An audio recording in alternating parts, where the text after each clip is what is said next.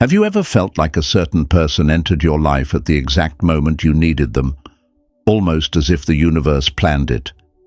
Maybe it was a chance meeting that didn't feel so accidental, or a conversation with someone new that struck a chord deep in your soul.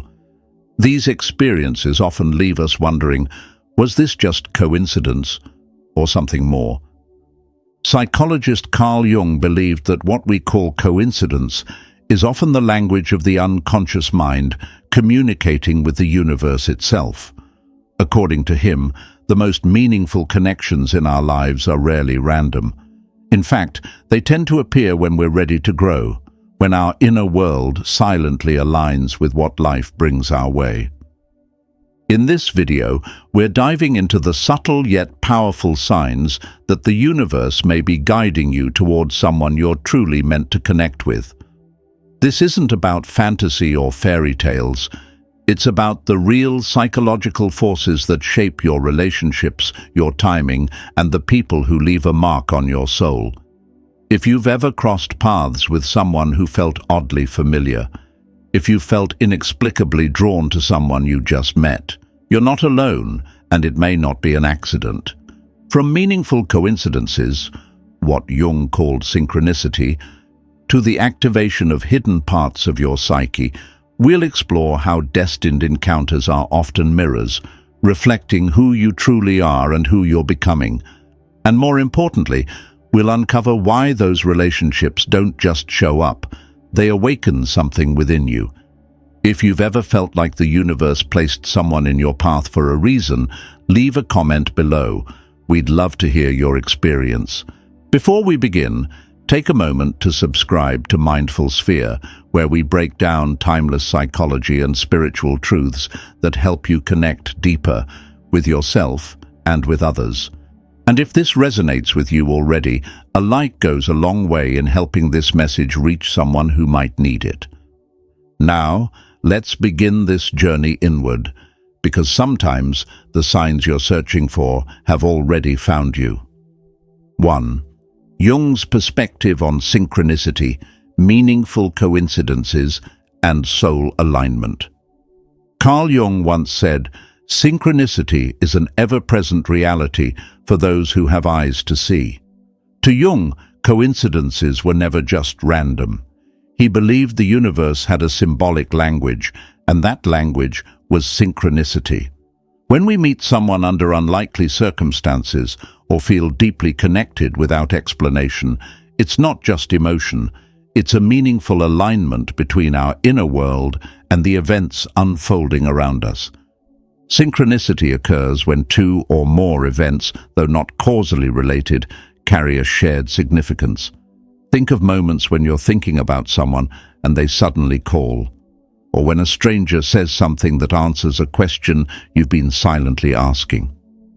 These events might seem ordinary, but under Jung's lens, they reveal an invisible harmony between psyche and cosmos, your personal soul journey woven into the fabric of life itself. In relationships, this phenomenon becomes even more potent. Jung believed that meaningful encounters are rarely accidental. They often arrive when we are unconsciously prepared to grow, shift, or heal. The person who enters your life doesn't just show up, they reflect something you're ready to face. Perhaps a quality you've buried, a fear you need to confront, or a truth you've long ignored. The universe, Jung would argue, places them in your path not to complete you, but to awaken you. These moments of alignment aren't always obvious. They come in small nudges, a glance that feels too familiar, a sentence that feels eerily timely, a repeated symbol or number that keeps appearing when you're around a certain person. The more we slow down and pay attention, the more these patterns become visible, and with awareness, synchronicity becomes less of a surprise and more of a guide. But Jung also warned, synchronicity is not a guarantee. It doesn't promise a perfect outcome or a fairy tale ending. It only points to significance. Whether you accept its message or dismiss it is a matter of consciousness. Because the universe may open a door, but it's your soul that has to walk through it.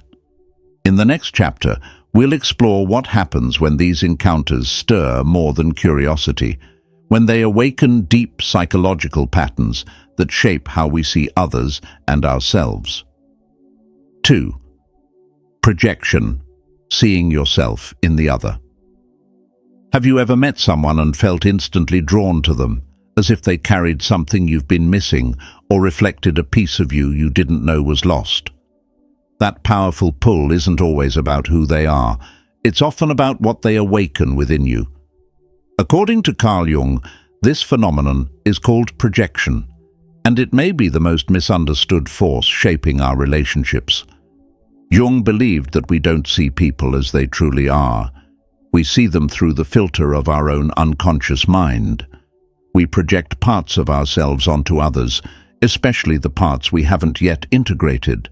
Sometimes we see in them our ideals, confidence, passion, kindness, mystery. Other times we see our wounds, our fears, our insecurities. Either way, the image we fall for or fight against is rarely neutral. It's symbolic. It's personal. Think of projection as a psychological mirror. When you're not fully aware of your own needs, wounds, or desires, your unconscious mind will find someone to carry that energy for you. You might become enchanted by someone's independence, not realizing you've been suppressing your own need for freedom. Or you might be repelled by someone's assertiveness, not recognizing the unexpressed power within yourself. This is why some relationships feel overwhelmingly intense. You're not just relating to another person. You're relating to a version of yourself reflected back through them, and this can be both beautiful and dangerous. In the beginning, projection often feels like magic. You believe you've found someone perfect. But as the relationship deepens, reality begins to surface. The cracks appear, the ideal fades, and what's left is a choice. Will you blame them for not living up to your fantasy, or will you use the relationship to understand yourself more deeply?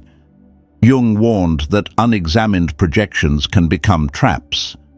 We might stay in relationships not because they nourish us, but because they keep feeding the story our unconscious wants to tell. We become addicted to a version of the other person that only exists in our minds, and that's when projection becomes a prison. But when we become aware of this dynamic, something shifts. The relationship turns into a portal for self-awareness. We start asking, why am I so triggered by this? Or what part of me feels so alive around them? These questions lead us inward. They break the illusion and open space for true intimacy, not just with another, but with ourselves. The people we project onto are not responsible for our unfinished business, but they can help reveal it. And that's their greatest gift. Whether the relationship lasts or fades, its impact can be transformational if we're willing to look beyond the surface. In the next chapter, we'll go deeper into the part of ourselves that often stirs when a relationship feels too intense, too emotional, or too personal. It's the realm of the shadow, the part of you that doesn't want to be seen but desperately needs to be known. 3. The shadow. Facing what you've buried. There's a reason why some relationships feel like emotional earthquakes. Not because they're harmful, but because they touch something buried deep within you. That something is what Carl Jung called the shadow. It's the part of your psyche that you've denied, ignored, or never fully understood. And often, the people who stir our souls the most are the ones who awaken this shadow without even trying. The shadow isn't inherently dark or evil, it's simply unconscious. It contains everything you've repressed, your anger, your jealousy, your fears, but also your untapped power, your wild creativity, your forgotten strength. It's made of traits that were once rejected by family, society, or your younger self. Over time, you pushed these parts away in order to belong, to be loved, to survive. But they didn't disappear. They went underground, waiting for the right moment to emerge. And here's the catch. they often resurface in love. When you meet someone who feels fated, someone who cracks you open emotionally, that's often your shadow speaking.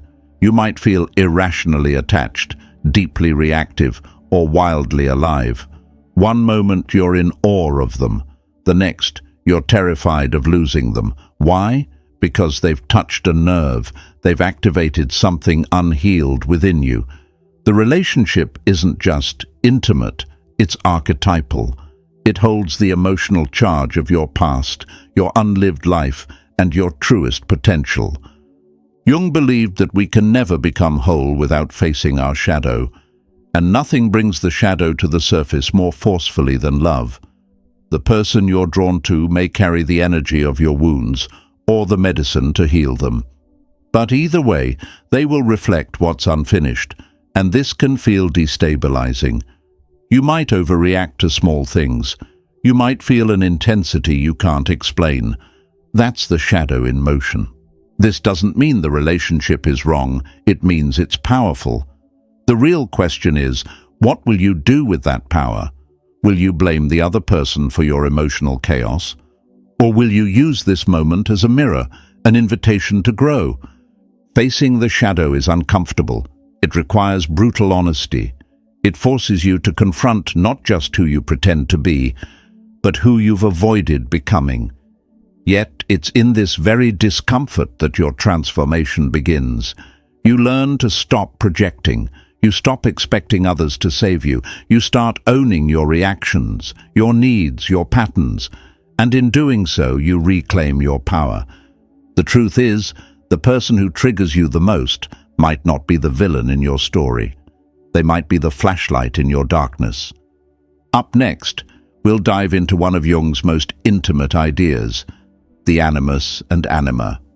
Because sometimes the people we fall hardest for aren't just romantic partners.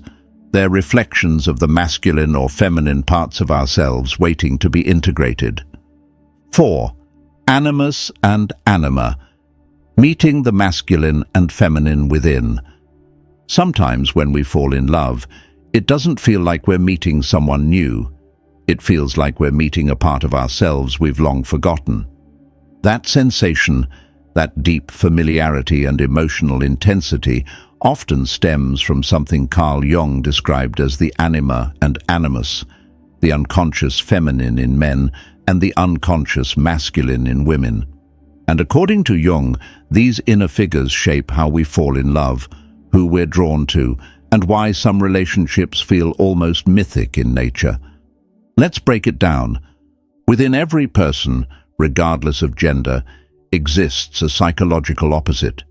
In men, the anima represents qualities like emotion, sensitivity, intuition, and receptivity. In women, the animus embodies traits like logic, assertiveness, decisiveness, and independence. These aren't about gender roles, they're about inner balance. And because we rarely recognize or develop these traits consciously, we often project them outward, onto romantic partners.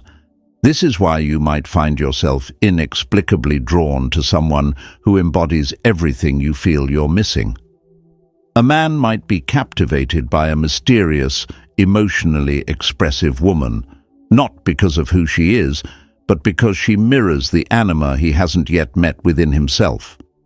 A woman might fall for a confident, intellectually sharp man, not realizing she's seeing her own latent animus in him. These projections are powerful.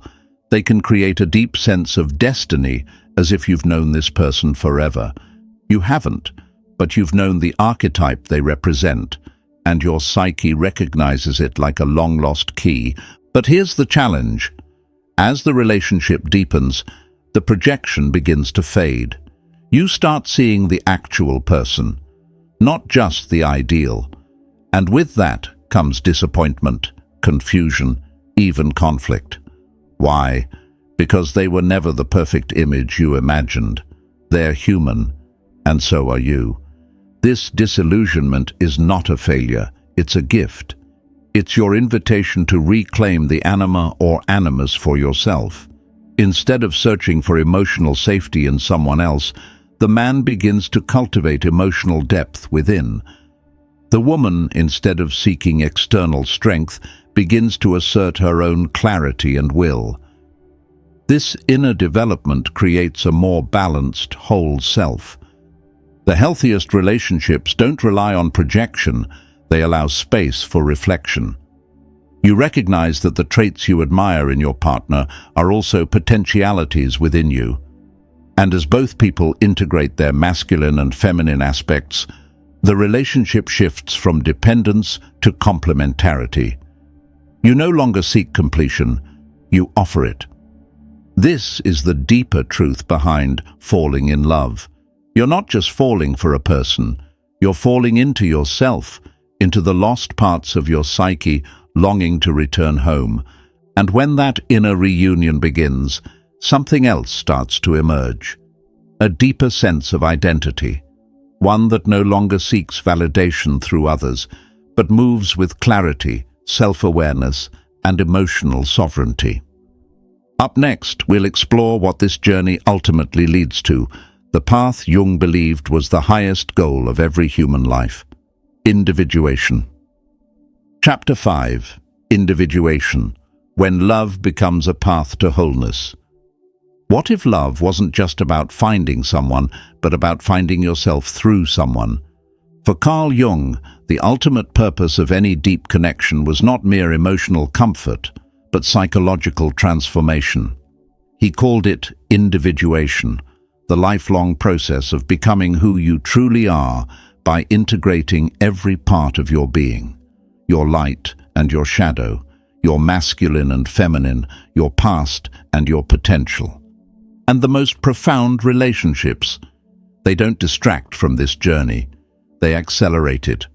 When you meet someone who stirs your soul, challenges your ego, and reflects your hidden inner world, you're not just engaging in romance, you're standing at a threshold.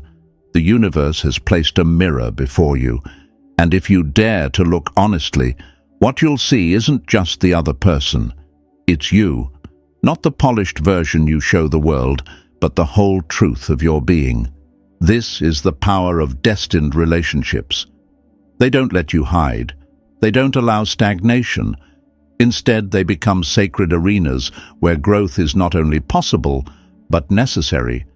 And yet many resist this process. We want the fairy tale, the ease, the constant affection.